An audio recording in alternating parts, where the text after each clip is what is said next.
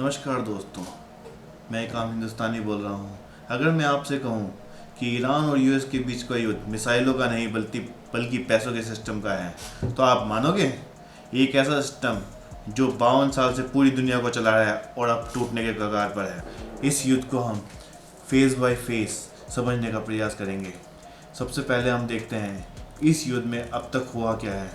US और Israel ने Iran के अगेंस्ट मिलिट्री ऑपरेशन लॉन्च कर दिया था, जिसके अगेंस्ट में ईरान ने भी अपने आसपास के देशों के यूएस के जितने भी कैंप थे उन पर हमला करना शुरू करा। और उनके यूएस के कैंप पे नहीं, उन्होंने उनके ऑयल फील्ड और रिफाइनरीज पे भी हमला करा, जिससे दुनिया में गैस और तेल की किल्लतें बढ़ना शुरू हुई।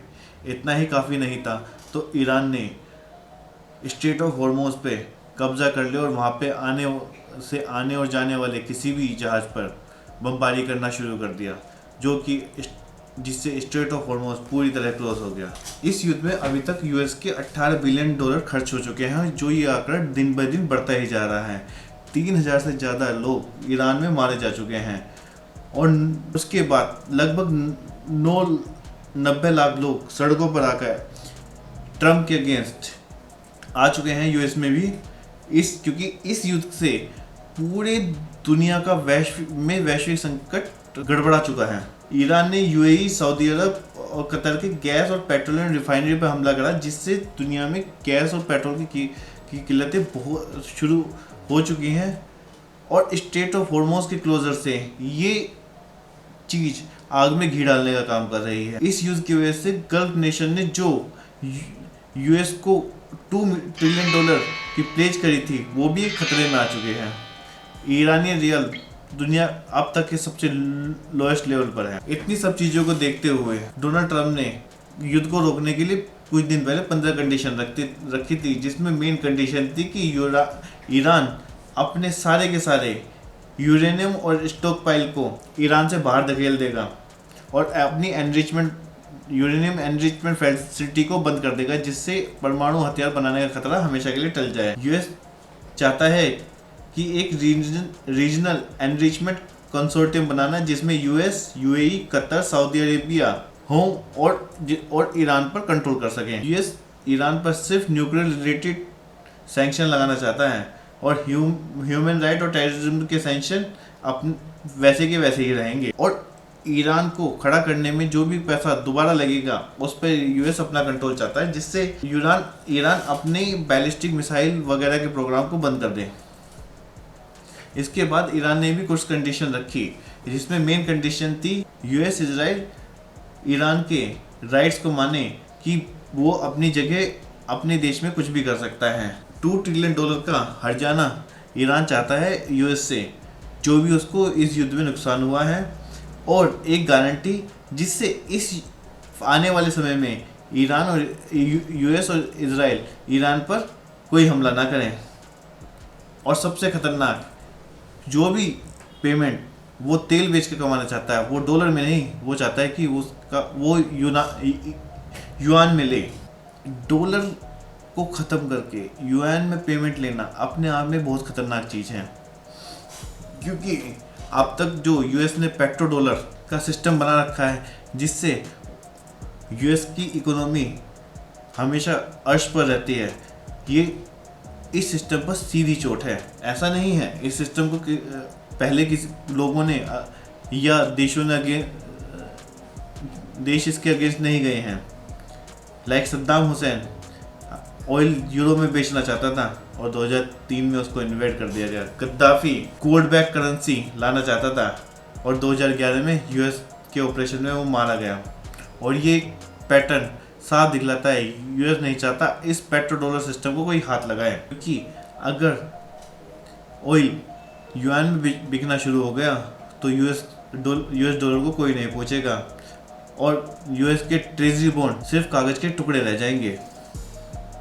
यूएस की बोरिंग कॉस्ट, जो आज तक वो बिना किसी इंटरेस्ट के ले रहा था, वो आसमान छू जाएगी, जो अभी लगभग $39 ट्रिलियन के करीब पहुंच चुकी है। और यूएस का बना बनाया एम्पायर अंदर से खत्म हो जाएगा। इस सिंगल मूव से 3 देशों को सीधा फायदा है। पहला है चाइना। अगर ऑयल युआन में बिकेगा तो इससे चाइना की करेंसी और चाइना को दुनिया की सुपर पावर बनने से कोई नहीं रोक सकता। ईरान यूएस के सैंक्शनों को युआन करेंसी में बाईपास कर सकता है, जिससे आने वाले टाइम में भी उस पर कोई सैंक्शन नहीं लग सकता। रशिया ने भी यूएस के सैंक्शन को बाईपास करने के लिए सिस्टम बनाया था, वो नॉर्मलाइज हो जाएगा और आने वाले देश भी इसे फॉलो करना शुरू कर देंगे। अब हम देखते हैं कि एक बार इस नेक्सन डील को समझते हैं और नेक्सन डील और पेट्रो डॉलर को समझने का प्रयास करते हैं। नेक्सन शॉक 1971 में after world war second under Brayton would agreement, अगर मैं सही पढ़ रहा हूँ, the US dollar was backed by gold. लेकिन अगस्त 15, 1971 में यूएस के राष्ट्रपति नेक्सन ने ऐलान किया कि यूएस डॉलर के बदले गोल्ड नहीं देगा, जिसे नेक्सन शॉक भी कहा जाता है, क्योंकि यूएस का बहुत सारा पैसा वियतनाम वॉर में खर्च हो चुका था और वो नहीं चाहता था कि और दुनिया के देश डॉलर के बदले अपना गोल्ड वापस निकालने लगे थे, इसका क्या परिणाम हुआ कि दुनिया फिएट करेंसी मतलब money without any not backed by any physical assets की तरफ बढ़ने लगी। एक्सचेंज रेट फ्लेक्सिबल हो गए और फिर डॉलर डोमिनेंट तो रहा, लेकिन इतना नहीं जितना पहले था। फिर 1973-74 में यूएस ने सऊदी अरेबिया के साथ एक सीक्रेट डील साइन करी, जिसके अंतर्गत ओपेक देश, जितने भी ओपेक देश होंगे, वो अपना तेल सिर्फ डॉलर में खरीदेंगे, डॉलर में बेचेंगे। इसका फायदा यूएस को सीधे हुआ, क्योंकि एनर्जी की डिमांड को सिर्फ तेल पूरा कर सकता है और तेल बेचा जाएगा यूएस डॉलर में, और यूएस डॉलर हमेशा डिमांड में रहेगा। इसके बदले अमेरिका एग्री हुआ ओपेक देशों को मिलिट्री प्रोटेक्शन प्रोवाइड करने के लिए और उनके इंफ्रास्ट्रक्चर वगैरह को सुदृढ़ करने के लिए जो भी पैसा लगता है उसको यूएस ने दिया।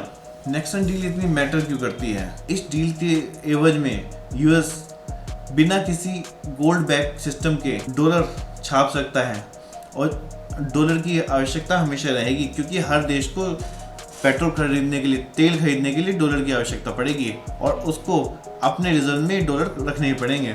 इस सीज फायर के बाद समझते हैं ऐसा नहीं है, यूएस हमेशा से इनविंसिबल रहा है। यूएस कई वॉर हारा भी है और कई वॉर का कोई परिणाम भी नहीं निकला, जैसे कोरियन वॉर जो 1950 से 1953 तक चली। ये 3 साल चली वॉर में 36,000 अमेरिकन सैनिकों ने अपनी जान दी और लाखों कोरियन और चाइनीज सैनिक मारे गए।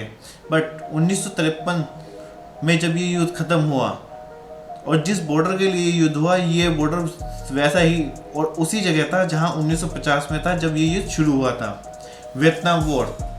ये वॉर लगभग 19 साल चली और अमेरिका ने वर्ल्ड वॉर सेकेंड से ज़्यादा बम वियतनाम पर बरसाए, लेकिन 5 लाख वियतनामी सोल्जर इस युद्ध में घायल मारे गए और लगभग 58,000 अमेरिकन सोल्जर्स ने अपनी जान दे दी। पर इस युद्ध का कोई परिणाम नहीं निकला और 1975 में यूएस को पूरा वियतनाम छोड़कर भागना पड़ा। इराक वॉर 2003 से 2011 के तक चली। 8 साल इस चली वॉर में जिस बेसिस पर यह वॉर शुरू हुई थी कि इराक के पास वेपन्स ऑफ मास डिस्ट्रक्शन है और सद्दाम हुसैन को फांसी लगा दी गई, आज तक उन वेपन्स का किसी को नहीं पता। इस वॉर में भी यूएस ने लगभग 4,000 सैनिक हुए थे। अफगानिस्तान वॉर जो 2001 से 2021 तक यूएस ने तालिबान को खत्म करने के इरादे से लड़ी, पर 2021 में जब यूएस छोड़ के गया तो तालिबान का राज्य दोबारा शुरू हो गया। तो हम देख सकते हैं ऐसा नहीं है यूएस वॉर नहीं हारा, ऐसा नहीं है, बहुत सारे युद्ध लड़े गए पर उनका कोई परिणाम नहीं निकले। इराक, अफगानिस्तान, वियतनाम, कोरिया, उनमें से ही कुछ के एग्जाम्पल हैं। आप समझते हैं ये कॉन्फ्लिक्ट यूएस, इजराइल और ईरान का इतना मैटर क्यों करता है। ईरान गल्फ देशों के ऐसी पोजीशन पे खड़ा है जहाँ पे वो युद्ध तेल ही नहीं, स्टेट और हार्मोन्स के थ्रू दुनिया का 20% ऑयल का आवागमन रोक सकता है। इस युद्ध से कई देशों में भीषण तेल की किल्लत शुरू भी हो चुकी है और ये अगर प्रॉब्लम बढ़ती है तो हो सकता है और भी देश इस युद्ध में शामिल हो जाएं, डायरेक्टली और इनडायरेक्टली। ऑल्दो 2 हफ्ते के लिए लगा है सीज फायर, देखते हैं कितने दिन तक टिकेगा। क्या ईरान यूएस की बात मानकर इस युद्ध को खत्म कर देगा, स्टेट ऑफ हार्मोन्स को खोल देगा, या फिर यूएस दोबारा ईरान पर हमला शुरू कर देगा, ये देखने वाली बात है। और एक चीज़ और है, सीज फायर के बाद दोनों देश यूएस भी और ईरान भी इसको अपनी अपनी जीत बता रहे हैं, पर आप जानते ही हैं असल में जीता कौन है। पर हारी यहाँ पे मानवता है, सिर्फ मानवता। धन्यवाद।